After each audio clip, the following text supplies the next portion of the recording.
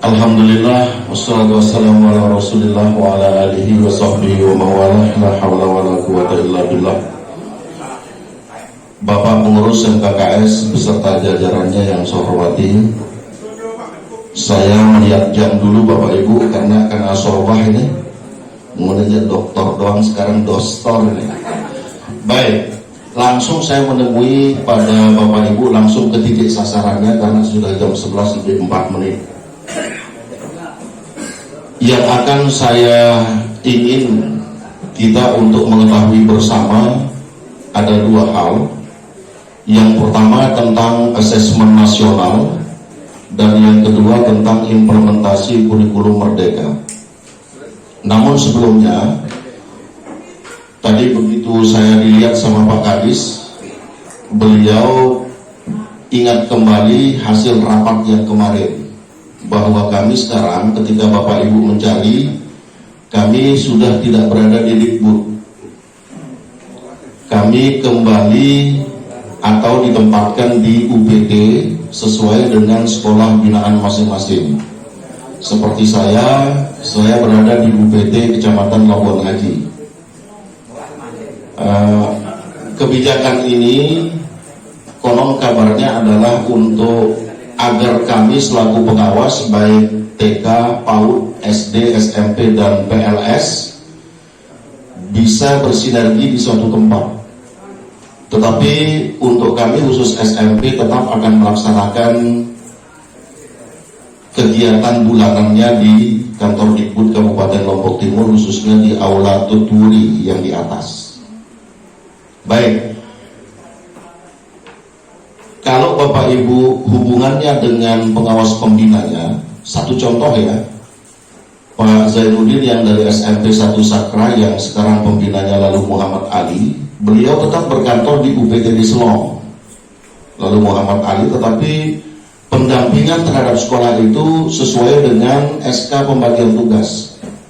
Jadi hanya secara proses administrasinya saja di UPTD terdekat. Seperti kalau yang di Selong ada Pak Andang, Pak Zul, sama lalu Muhammad Ali itu administrasinya di UPT di Selong. Kalau pengawas-pengawas yang lain itu kembali ke UPT, di mana lebih banyak sekolah binaannya berada di suatu kecamatan. Seperti suatu contoh Pak Haris berada di UPTD Mas Bagi. Dan informasi ada 2 orang pengawas sudah purna, Pak Haji Sukmadi dan Pak Hairudin. Itu sudah masuk purna tugas. Ke depan ada 3 orang lagi, lalu Sulhi Munir, Haji Gafur, dan Ibu Saadah di Desember nanti, sehingga pengawas itu tersisa 14 orang yang nantinya konsekuensinya akan berada di 3 kecamatan. Baik Bapak Ibu yang saya hormati, saya langsung kepada yang pertama, yaitu mengenai asesmen nasional. Beberapa waktu yang lalu Bapak-bapak, ibu-ibu, kepala sekolah sudah mendownload rapor sekolah, yaitu yang merupakan hasil dari asesmen nasional tahun sebelumnya. Pertanyaannya adalah, apa yang harus dilakukan terhadap hasil rapor sekolah tersebut? Intinya adalah, bagaimana seorang kepala sekolah merangkul semua personel di sekolahnya itu untuk dapat membuat rencana pengembangan berdasarkan hasil rapor AN. Bapak Ibu ketahui, kalau kita lihat satu contoh rapor AN dari suatu sekolah,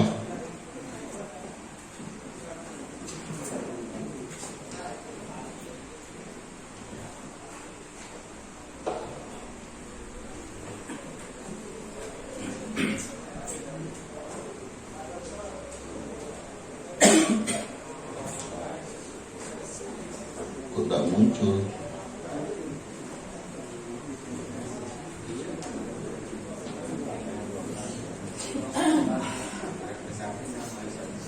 Iya banget laptopnya, aku nggak tahu. Begini, di dalam rapor sekolah itu kan Bapak Ibu sudah mendownload ya. terjadi hasil yang intinya adalah hasil itu diberikan warna merah, kuning, hijau, atau biru. Itu warna yang terjadi. Berapapun kuantitas hasil yang diperoleh, karena per masing-masing subtopik itu berbeda standar. Beda standarnya. Misalnya tentang literasi. Literasi di sini menggunakan standar satuan. Sementara untuk survei lingkungan belajar menggunakan standar ratusan. Jadi apapun masalahnya, yang terpenting yang Bapak Ibu lihat adalah warnanya. Merah, kuning, hijau, atau biru. Nah, terhadap yang merah, kuning, atau hijau, biru dan tersebut itu, apa yang akan dilakukan oleh sekolah? Nah, ini dia. Tidak tahu berarti. Terima kasih Adinda. Nah, inilah yang Bapak Ibu lihat. Satu contoh, di sekolah tertentu A1 adalah kemampuan literasi. Terhadap sekolah ini nilai sekolahnya adalah 1,98. Ini satuan dipakai. Ada yang nanti nilainya sampai 58,62. Itu standarnya puluhan. Ada yang standarnya ratusan. Kumbena wallahu a'lam bishawab. Ini bukan kita yang menentukan, nasional yang menentukan. Nah, apakah capaian yang diperoleh oleh sekolah ini? Ternyata sekolah ini adalah mencapai kompetensi minimum dengan warna hijau. Lalu kita lihat contoh yang lain. Proporsi peserta didik dengan kemampuan literasi dasar, dia memperoleh capaian berwarna kuning. Coklat yang ini lagu kuning ke Semarang, berwarna kuning. Apakah arti dari merah, kuning, hijau, biru? Jadi nanti pada saatnya Bapak Ibu akan membuat simpulan bahwa ketika sekolah saya mendapat merah, berarti saya berada di bawah KKM nasional dan daerah. Itu artinya. Sebab di sini di sebelah kanan ada dia nilai pusat, ada dia nilai daerah, ada dia rata-rata pusat, rata-rata daerah, dan rata-rata sekolah.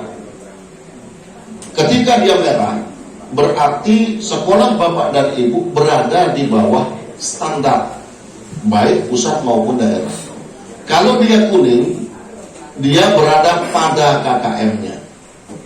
Begitu artinya. Tetapi kalau hijau dan biru, dia sudah melebihi. Kalau biru itu sudah kondisi mahir, tapi kalau hijau, dia sudah melebihi.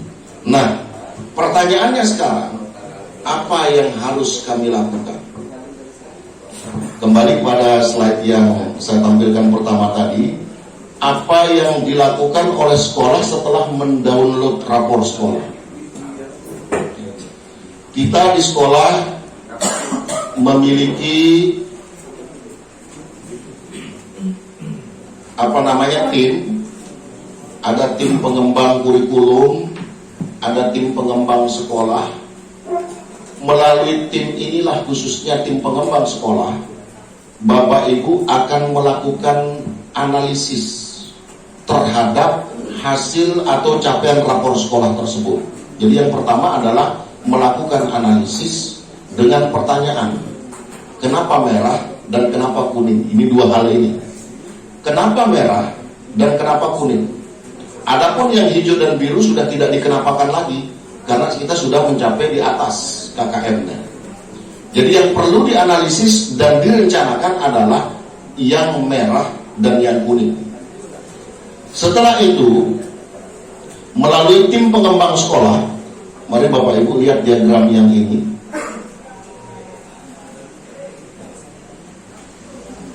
Langkah-langkah yang harus dilakukan sekolah terhadap terutama yang merah dan yang kuning. Pertama, timbul pertanyaan mengapa? Mengapa dia merah? Lalu dianalisa. Apa penyebab dari dia merah? apa penyebab dari dia kuning. Atau dengan kata lain, kita akan membuat analisa SWOT. Rata-rata semua kepala sekolah sudah mengetahui bagaimana membuat analisa SWOT. Bagaimana halnya dengan analisa SWOT terdahulu? Maka analisa SWOT tahun pelajaran yang akan datang ini berasal dari capaian nilai rapor sekolah. Jadi sekali lagi, karena capaian nilai rapor sekolah ini yang terdiri dari 3 AN, itu kan ada 3 ya. 1 AKM, kemudian survei karakter dan survei lingkungan belajar. Berdasarkan capaian inilah Bapak Ibu akan membuat analisa SWOT. Barangkali saya tidak perlu untuk mendampingi lagi bagaimana membuat analisa SWOT karena rata-rata sudah bisa. Di sini ada analisisnya, apa hal yang akan dianalisa di dalam SWOT itu, kemudian apa yang akan Bapak Ibu harapkan, kan paling kanan dia di analisa SWOT itu. Berdasarkan apa? Berdasarkan rapor sekolah. Merah, kuning, boleh naik yang hijau maupun yang biru. Tetapi nanti keterangannya adalah ketika dia hijau ataupun biru, maka yang akan Bapak tulis di paling kanannya itu barangkali mempertahankan kalimatnya. Tapi kalau misalnya analisanya merah, hasilnya merah, lalu dianalisa apa penyebabnya, maka apa tindakan yang akan dilakukan pada masa yang akan datang. Lalu dibuatlah langkah kerja yang nanti akan masuk ke dalam rencana kerja jangka menengah 4 tahunan, RKJM. Dari RKJM itu breakdown lagi ke hal yang lebih spesifik menjadi rencana kerja tahunan. Nah, dalam hal ini mohon maaf Bapak dan Ibu, kami di pengawas SMP beberapa waktu yang lalu, karena memang waktu itu saya yang menghadiri rakor AN ini di Mataram, kami dengan kata lain sudah membekali semua pengawas dengan apa yang harus dilakukan. Jadi Bapak Ibu silakan berkoordinasi dengan pengawas pembina masing-masing untuk merencanakan sebuah kegiatan di dalam RKJM maupun RKT. Apa yang harus dilakukan oleh sekolah? Untuk teman-teman sekolah penggerak yang sudah mencairkan dana bos kinerja, barangkali bisa mempergunakan dana itu juga. Kalau yang tidak, ya boleh apa buat, menggunakan dana reguler. Tetapi di sini semuanya itu adalah sebuah rencana bagaimana meningkatkan kualitas semua personil sekolah. Setelah dituangkan di dalam rencana kerja tahunan, Bapak Ibu juga akan menelurkannya itu di dalam RKAS-nya, supaya ada menjadi panduan Bapak dan Ibu ketika melaksanakan kegiatan kepada pihak yang akan memeriksa. Apa yang dilakukan di sana, bekerja sama sekali lagi dengan pengawas pembina yang tadi, terhadap capaian yang merah atau yang kuning, apa langkah yang harus kita lakukan? Tentunya adalah langkah yang biasa dilakukan sekolah adalah menyelenggarakan kegiatan kolektif. Itu secara umumnya. Kegiatan kolektif peningkatan literasi, misalnya di literasi dia merah. Bagaimana bentuknya kegiatan kolektif itu kan banyak sekali Bapak Ibu. Pertama barangkali in-house training. Kegiatan kolektif dalam rangka peningkatan literasi siswa dalam bentuk apa? Apakah in-house training, mungkinkah BIMLAT, mungkinkah coaching, mungkinkah workshop, apapun bentuknya itu semuanya namanya kegiatan kolektif yang bisa Bapak Ibu SK-kan untuk bisa nanti naik ke dalam penetapan angka kredit poin baik kepala sekolah maupun guru. Jadi semua kegiatan kolektif itu ketika dia ber-SK itu ada poinnya, walaupun cuma 0,1 poinnya untuk satu kali pelaksanaan. Dan sekolah berhak melaksanakan kegiatan kolektif yang dinilai sebanyak 4 kali dalam 1 tahun. Ini tim penilainya kan Pak Haji Zainal sangat tahu betul itu. Jadi nanti dibuktikan dia dengan SK oleh kepala sekolah dan tentunya dilampirkan juga dengan paparan kegiatannya. Itu akan bernilai 0,15 tuannya, 0,15 nilainya per satu kali kegiatan kolektif. Jadi sekali lagi Bapak dan Ibu, rancangan yang akan Bapak Ibu lakukan terhadap capaian asesmen nasional adalah pertama melakukan dan membuat dokumen analisa SWOT. Satu, membuat dokumen analisa SWOT. Lalu yang kedua, dari analisa SWOT itu dimasukkan ke dalam RKJM, Rencana Kerja Jangka Menengah 4 tahunan. Turun lagi, lebih spesifik lagi ke Rencana Kerja Sekolah atau RKT, bahasa kita dulu, Rencana Kerja 1 tahunan. Dari Rencana Kerja 1 tahunan ini masukkan dia ke dalam RKAS, supaya kegiatan yang direncanakan itu dapat didanai. Ada dasar kita untuk memberitahukan kepada pihak pemeriksa bahwa kegiatan ini legal, akan dibiayai oleh dana pos ketika sudah ada di dalam RKAS. Dan selanjutnya bekerja sama dengan teman pengawas pembina untuk memilih model kegiatan kolektif yang pas untuk memecahkan masalah yang merah dan kuning tersebut. Nah, setelah itu, setelah dianggarkan lalu dilaksanakan, ya minimal setelah kita melaksanakan sebuah kegiatan tersebut, kalau komit semua, maka akan timbul sebuah perubahan. Inilah inti dari AN tersebut. Memang kalau kita berbicara Tukudung si AN ini bukan menjadi nilai siswa, benar. Tapi ingat, AN ini juga menjadi nilai sekolah yang pasti nanti akan bersatu dia dengan Dapodik. Coba Bapak buka akun belajar.id, UKG Silai tahun 2015 masih centangan merah hijau Bapak dan Ibu, tidak akan hilang. Jadi sekarang ini AN tersebut, capaian AN tersebut bersinergi dia dengan Dapodik. Dan itulah alat yang diberikan kita oleh pemerintah untuk melakukan analisa bagaimana mengembangkan sekolah lebih lanjut. Jadi tidak hanya sekedar AN-AN-an, tetapi ternyata manfaatnya sangat besar, baik di dalam menunjang akreditas sekolah maupun di dalam menunjang bagaimana kita dapat mengembangkan sekolah untuk ke depan. Saya sih muluk berbicara Bapak dan Ibu. Bapak dan Ibu adalah pelaksana yang pada saat ini pinang otak Bapak dan Ibu, saya yakin. Sangat pinang, saya merasakan itu. Beberapa hal yang membuat Bapak Ibu pinang. Kenapa? Kalau misalnya dilaksanakan apa instruksi BPK, kan besok-besok dengan pegawaian. Tidak boleh memberikan honorarium transport pada AN.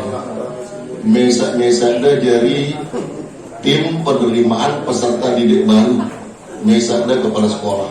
Karena yang lain, Ibu, Bapak minta tolong, nanti kita akan masukkan nama Bapak dan Ibu sebagai panitia PPDB. Ada Bu, gengkuanang sembawa, padahal deh. Karena mereka tahu, bukan mau honor, dan tidak boleh katanya kan. Kan kena besok-besok pegawai Haji Nasar ini, apa bilang Haji Nasar? Plot jari awak.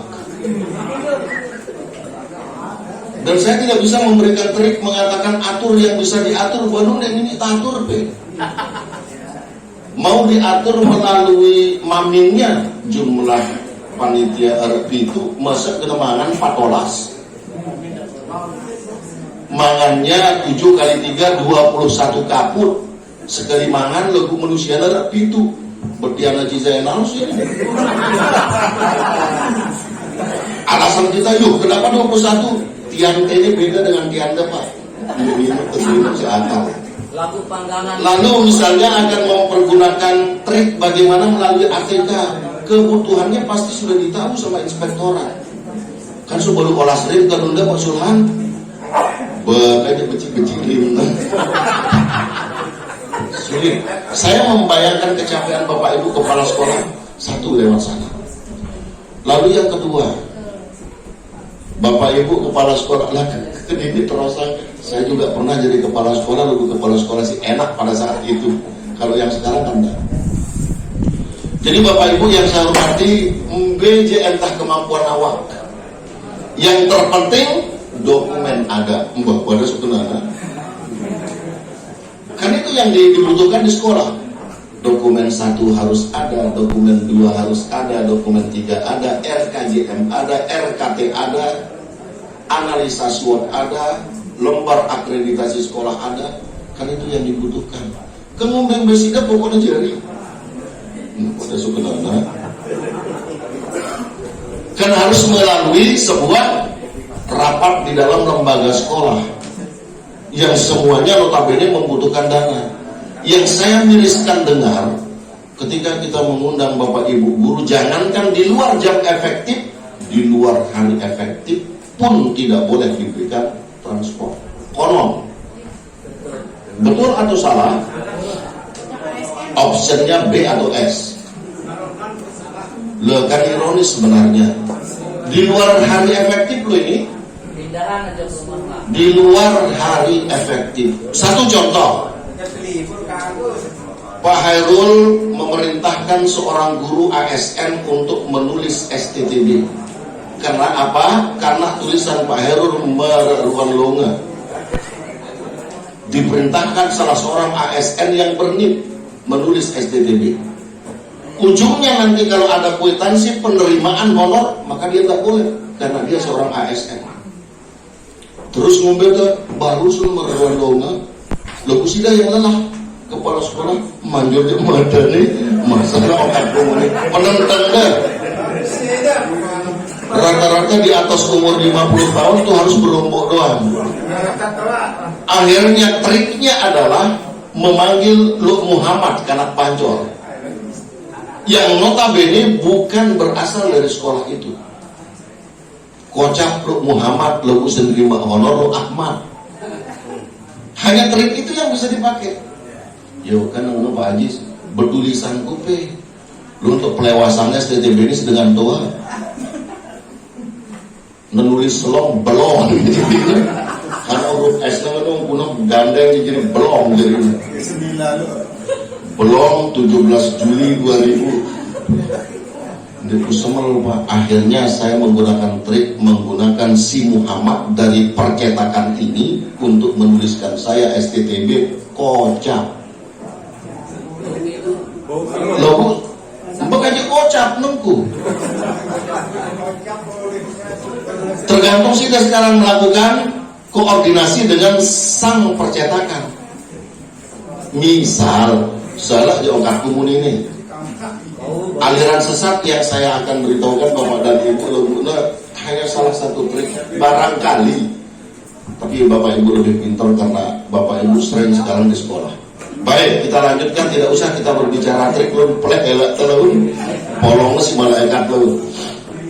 Baik, jadi simpulan terhadap AN ini adalah bagaimana Bapak Ibu satu menganalisa rapor capaian sekolah. 2 merencanakan, analisanya nanti dalam bentuk SWOT, lalu merencanakan kegiatan peningkatan mutunya itu melalui kegiatan kolektif, entah apa bentuk kegiatan kolektif tersebut, menuangkannya ke dalam RKJM, RKT, RKS, kemudian merencanakan bentuk. Itu yang harus Bapak Ibu miliki dokumennya di sekolah. Demikian AN dan terima kasih, saya tidak akan berbahas terlalu jauh karena ini adalah contoh-contoh bagaimana menganalisis akar masalah. File ini sudah ada di Pak Sekjen. Baik. Lalu yang kedua, saya akan berbicara sedikit mengenai implementasi kurikulum Merdeka. Sama dengan hal yang tadi, Bapak-bapak, ibu-ibu kepala sekolah sudah mengisi survei tentang pemilihan implementasi kurikulum Merdeka. Ternyata niat kita berbeda dengan niat pemerintah. Satu contoh, ini Pak Sab di dekat saya. Dari awal ternyata keputusan sekolahnya itu di Rekom 1 Mandiri Belajar. Aluran dengan BMB Pak Sab. Ibu Rina kan su SMP sedikit sekolong Rekom sekit melet dempat. Misal melet dempat. Ini alur dekat sedikit bukan berarti itu menandai sekolah Bapak Ibu hebat atau tidak, enggak. Tapi menandai bagaimana sikap kita terhadap kurikulum itu. Ternyata Rekom pusat berbeda. Ditetapkanlah SMP 1 Selong dan 1 Labuan Haji menjadi Rekom 2. Bahkan sudah berubah. Ternyata setelah dilakukan komunikasi, penetapan pusat itu berdasarkan satu, akreditas sekolah. Kemudian berdasarkan kenyataan yang ada pada profil sekolah di dalam Dapodik. Jadi walaupun kita memilih Rekom 2, ini yang jadi skip. Tapi yang ironis Pak Zen, Ndik nulak memilih. Tapi ada dia Pak aturannya. Bagi yang Rekom 1, Rekom 2, Rekom 3 dan tidak memilih ada yang harus dilakukan. Nah, oleh karena itu, yang kita ambil jadi patokan sekarang ini adalah SK pusat. Apa yang di SK-kan oleh pusat, maka itulah Rekom kita. Misalnya, sekarang ini SMP 1 Selong sudah direkomkan 2. Berarti SMP 1 Selong harus melaksanakan kurikulum dengan mandiri berubah. Nah begitu. Apa yang dilakukan oleh sekolah terhadap Rekom 1, terhadap Rekom 2, terhadap Rekom 3? Karena ada Rekom 3. Beli ganti Rekom 3 ini. Tapi udah keputusan pusat. Kalau PSP sudah jelas, mereka didiklat. Saya juga termasuk yang didiklat 18 kali pertemuan. Saat ini, untuk hari ini sudah akan memulai gelombang yang kedua. Yang harus dilakukan oleh masing-masing sekolah yang sudah direkomkan, baik itu 1, 2 maupun 3 kan sudah di-share Pak Ikian di MKKS official. Saya lihat ini sekolah Rekom 1, Rekom 2, Rekom 3. Ternyata di bawah kertas Rekom itu ada 7, 8, dan 9 langkah yang harus Bapak Ibu lakukan. 7, 8, 9 langkah itu sama untuk Rekom 1, Rekom 2, Rekom 3 sama. Bedanya hanya yang terakhir. Kalau Rekom 1, dia harus tergabung dalam kanal sesama mandiri belajar. Rekom 2 tergabung dalam kanal sesama mandiri berubah. Dan Rekom 3 bergabung dalam kanal sesama mandiri berbagi. Nah, kunci dari semuanya 7, 8, 9 itu Bapak Ibu harus rajin masuk ke platform Belajar Merdeka. Kalau tidak, tidak tahu apa yang tergawe. Rekom 1, hal utama yang harus dilakukan, termasuk yang tidak memilih. Jadi yang direkomkan 1 dan yang tidak memilih, seperti contoh SMP 1 Sakra, dia negara repot ternyata dia pasti ditunjuk. Yang tidak memilih, maka dia akan direkomkan 1 menjadi mandiri belajar. Apa yang harus dilakukan? Menempel-nempel kurikulum Merdeka. Tetap dia berK13. Tetapi ada beberapa bagian yang akan mengikuti gaya kurikulum Merdeka. Beberapa bagian itu apa? Silahkan ditonton videonya.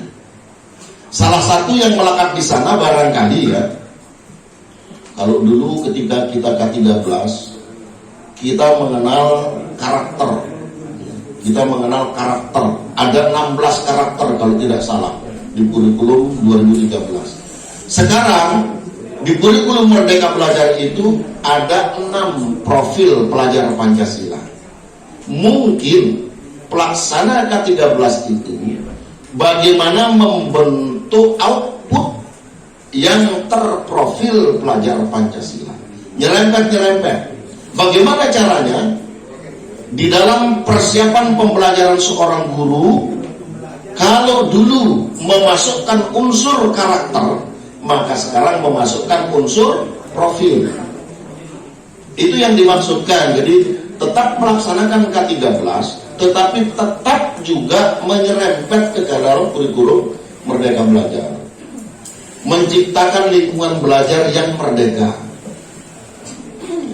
Kemudian barangkali ya, karena tidak di semua sekolah itu ada. Di sekolah Bapak dan Ibu ada guru penggerak. Bagaimana menciptakan proses pembelajaran berdiferensiasi.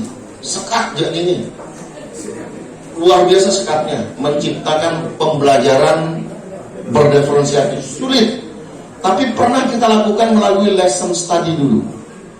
Cuman kita bersama-sama kalau dulu. Sekarang ini biasa-biasa. Kita harus tahu karakter anak. Apakah dia pembelajar audio, apakah dia pembelajar video, kinestetika dan lain sebagainya. Harus tahu, sehingga kita bisa merancang sebuah proses itu menggunakan pendekatan diferensiasi. Silakan ditimba ilmunya di guru penggerak. Itu yang rekom 1. Tetap melaksanakan kurikulum 2013, tapi nyerempet ke dalam kurikulum Merdeka. Nanti Bapak Ibu buka belajar.id Kemdikbud. Di sana banyak sekali video-video yang akan menjelaskan Bapak dan Ibu apa yang harus saya lakukan. Lalu ada Mandiri Berubah. Di sini Mandiri Berubah, Bapak Ibu kepala sekolah harus tergabung dalam channel T.mi.mandiri berubah kalau nggak salah. Silakan dibuka rekomnya lagi. Buka rekomnya lagi, di sana ada tertulis situsnya. Silakan Bapak Ibu bergabung di sana. Lalu apa yang dilakukan oleh Mandiri Berubah? Mandiri Berubah akan melaksanakan kurikulum Merdeka semi kurikulum Merdeka. Kenapa dia semi? Karena semua perangkat ajar itu sudah disiapkan oleh pusat. Tetapi konsekuensi semua perangkat ajar yang disiapkan pusat kan minimal. Bapak Ibu guru akan tahu kumbek nampuk naran CP. Dulu dia mengenal KIKD, kenapa kok sekarang namanya CP? Artinya tidak pernah ikut diklat.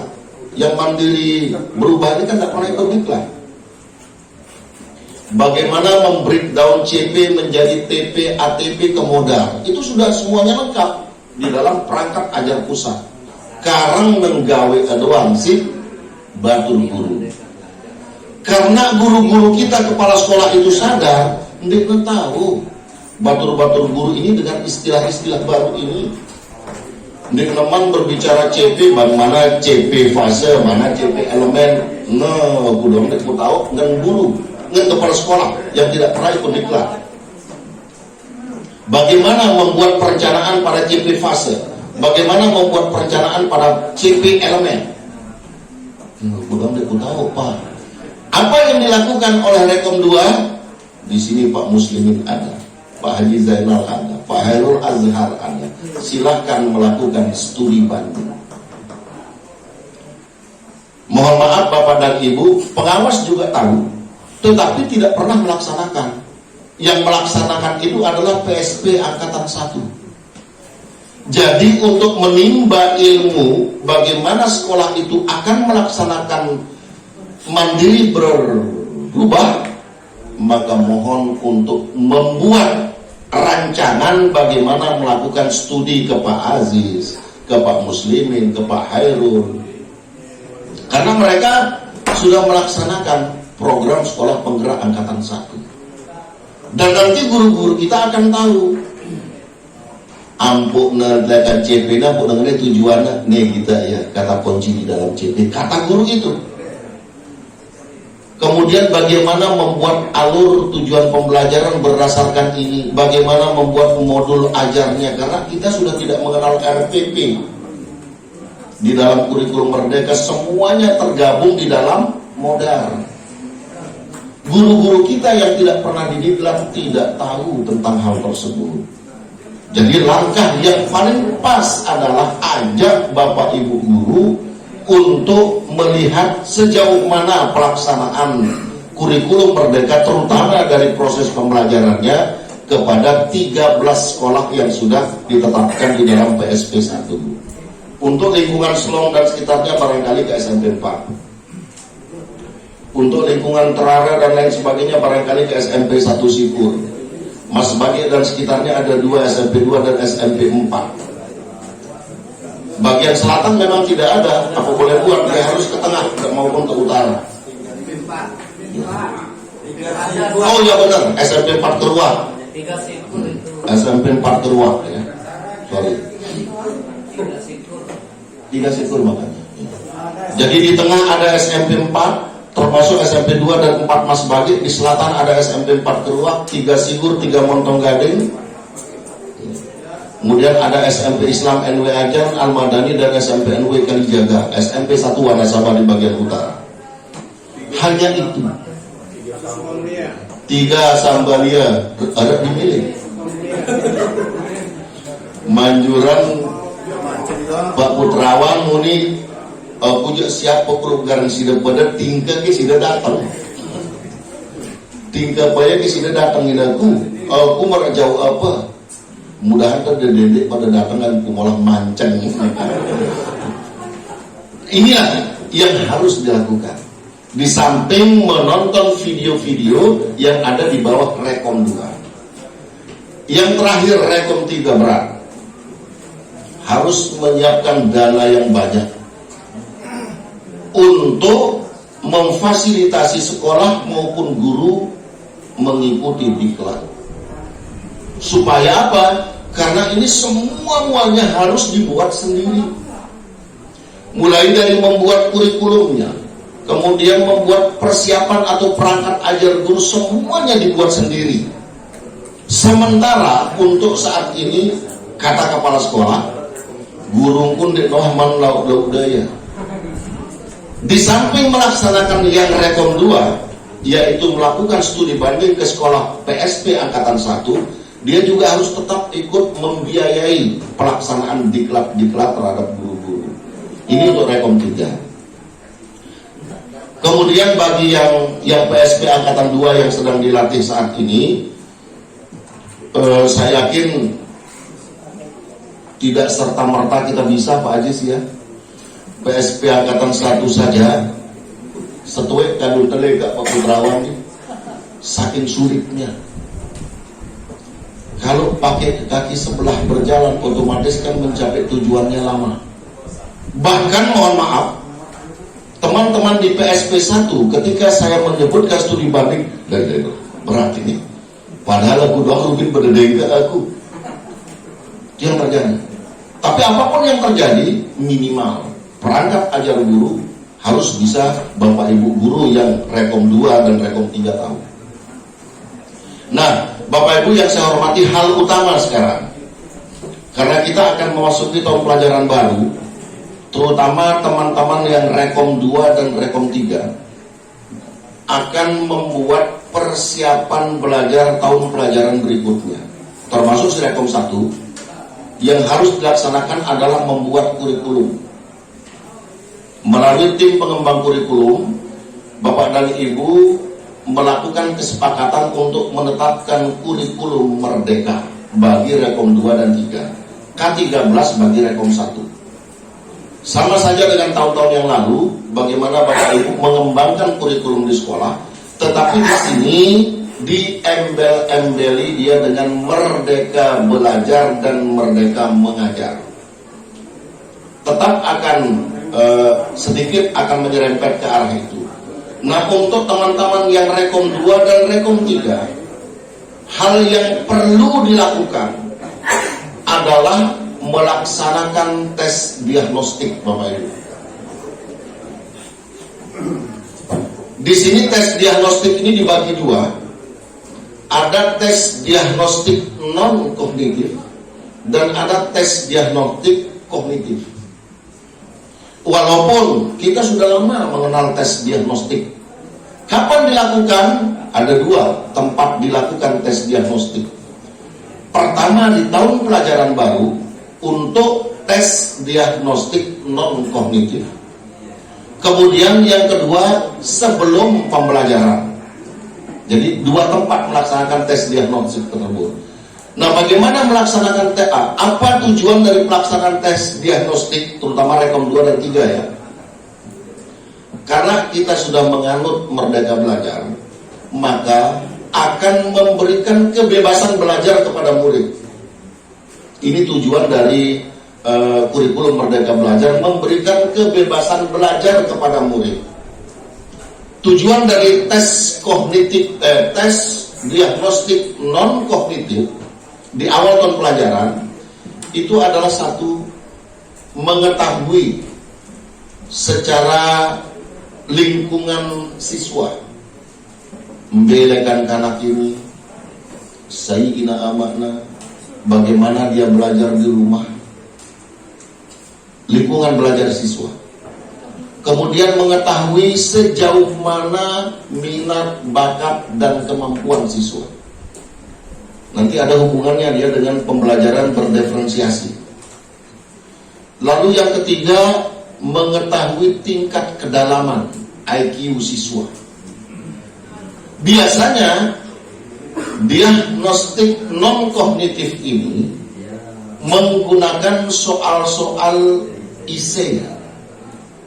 Biasanya menggunakan soal-soal IC yang tidak usah terlalu panjang, IC pendek lah. Kalau terpaksa menggunakan soal multiple choice, maka di sana akan ada alasan kenapa memilih A, B, C, atau D. Ini bentuk-bentuk yang akan Bapak Ibu lakukan bekerja sama dengan teman guru BK. Karena guru BK juga sedang dilatih bagaimana melakukan tes diagnostik itu. Lalu hasil tes diagnostik ini menjadi dokumen sekolah terhadap anak kelas 7 ya. Terhadap anak kelas 7, ternyata lo Ahmad Muhammad itu begini. Bagaimana nanti akan dikelompokkan dalam satu kelas belajar supaya sekolah juga tidak akan terlalu pusing untuk mempersiapkan bahan ajar yang akan merangkum empat karakter siswa itu. Bagaimana sekolah nanti sang audio khusus audio K, video K, video audio K, kinestetika K. Walaupun kita tidak bisa memastikan semua anak dalam kelompok ini berkinestetika, semua anak dalam kelompok ini bervideo saja. Tidak bisa kita pastikan. Terjadi keanekaragaman. Dan di sini kita memesan kepada siswa harus jujur. Jujur untuk memberikan alasannya. Bahkan di sana nanti akan ada kolom untuk orang tua menyatakan bahwa jawaban yang diberikan oleh anaknya itu memang benar. Itu yang dilakukan. Jadi persiapan Bapak dan Ibu untuk memasuki tahun pelajaran baru ada dua, untuk Rekom 2 dan Rekom 3. Pertama adalah melalui tim pengembang kurikulum akan merancang kurikulum itu. Nah, bagaimana akan berbuat seperti ini? Silakan Bapak Ibu berkolaborasi dengan pengawas pembina masing-masing untuk bersama-sama merancang kurikulumnya sesuai dengan rekom Bapak dan Ibu. Lalu yang kedua, mempersiapkan tes kognitif non-diagnostik. Tes kognitif non-diagnostik yang tadinya seperti yang saya sebutkan, jadi bukan menilai C1 sampai C6 dah. Jadi non kognitif itu bukan menilai C1 sampai dengan C6. Untuk lebih jelasnya ada Pak Muslimin di forum ini. Beliau yang pertama melaksanakan tes kognitif non diagnostik. Silakan menimba ilmu. Mana Pak Imin? Siap. Siap Pak Imin. Ada Pak Imin, ada Pak Herul yang sudah melaksanakan itu, ada Pak Ajis. Timba ilmunya ada Pak Putrawan Mundemele lalu. Yang jauh tuh udah Sumatera. Mundemele lalu. Tapi wilayah Sambalia Sembalun kan tidak menutup kemungkinan kan? Tidak menutup kemungkinan. Ahlinya juga Pak Putrawan karena dia sering komen. Cerewetan Pak Putrawan dari ini Loh, bukan cerewet itu menimbulkan pemikiran yang bagus, ternyata simpulannya matang otaknya. Ya. Jadi silakan Bapak Ibu, kalau misalnya dirasa cukup berat, pasti kenanda ini sok sidang ngeras untuk kenanda. Mungkin ada kepala sekolah mengatakan, apa kenan pengawas ini? Pokoknya cukup pedas, mestinya sok sidang dulu dengar-dengar. Lalu ada kaum muslimin agenda pedas. Sebab tidak mungkin ke saya tidak pernah melakukan tes diagnostik non kognitif karena saya hanya memiliki teori. Tapi mereka PSP Angkatan 1 sudah memiliki praktik. Jadi itulah yang menjadi rujukan Bapak dan Ibu bagaimana melaksanakannya. Oleh karena itu, saya inginkan teman-teman PSP 1 mulai sekarang, Bapak Ibu teman-teman PSP 1 sudah siap baik secara persiapan maupun data ketika didatangi sama teman-teman. Si julu atau pejulu, si mudi atau pemudi. Misalnya Pak Haji, aku ada sini, oh bagus, cakep si Pak Haji. Pira sama harga. Udah sudah. Nggak julu. Pak Imin, saya dari Satu Sikur, boleh saya? Oh, SMP Satu Sikur. Tulis. Tetapi siap. Teman-teman PSP 1 sudah siap dengan perencanaan dan data. Ketika nanti diminta ndak sampai tono, mbeno markisanda Pak Imin, apa tuh hubungan markisa sih kurikulum putra? Kami sirup dulu. Ini baru urusan ini. Nah, inilah langkah-langkah ini Bapak dan Ibu. Setelah Bapak mengetahui rekom masing-masing, kunci utamanya ternyata adalah kunjungan. Itu kunci utamanya. Kalau yang saya miliki cuma sebatas teori, sandek tahu gawe ada. Tetapi minimal bersama pengawas pembina Bapak dan Ibu menuju kepada sekolah PSP Angkatan 1 untuk menimba ilmu tentang beberapa hal, baik dari pembuatan kurikulumnya, bagaimana melaksanakan tes diagnostiknya, persiapan belajar oleh guru-guru, apa itu CP, TP, ATP sampai modarnya. Maka teman-teman PSP 1 harus siap dengan data. Baik Bapak Ibu yang saya hormati, Bundit Pusara Okat dengan ngaji siku berdengar. Jadi intinya adalah dimanapun posisi Bapak dan Ibu, apakah di Rekom 1 atau Mandiri Belajar, mohon masuk kepada t.me/Mandiri Belajar Kurikulum Merdeka. Itu gabungannya.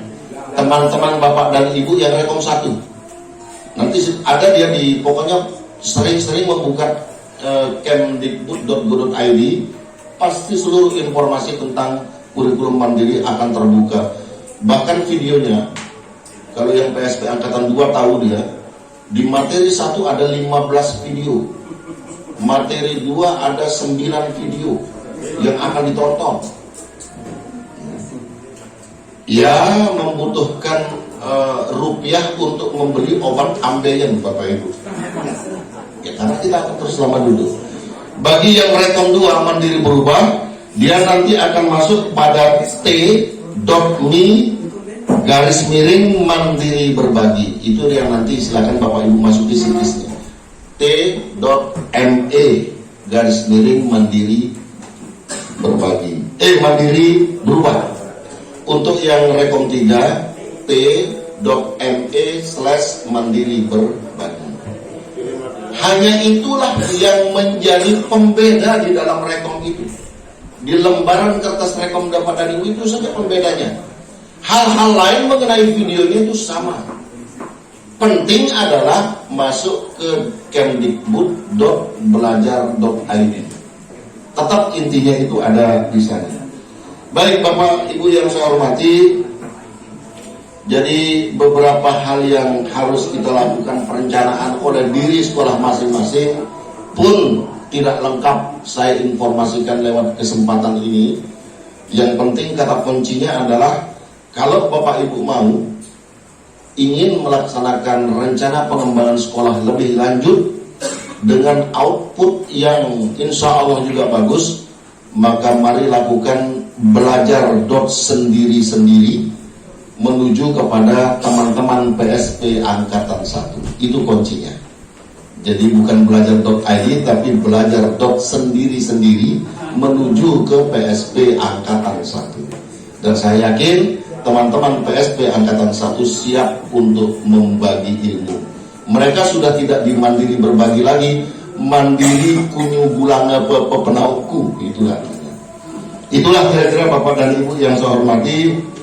Mohon maaf kalau ada beberapa hal yang kurang jelas, karena saya pun tidak jelas Bapak dan Ibu. Pengetahuan saya juga tidak jelas karena saya tidak praktik. Saya hanya belajar dari mengikuti daring, sekedar muni-muni dek uang gawe. Jadi yang paling tahu adalah teman-teman yang sudah melaksanakan itu. Terima kasih. Wabillahi taufik wal hidayah. Wassalamualaikum warahmatullahi wabarakatuh.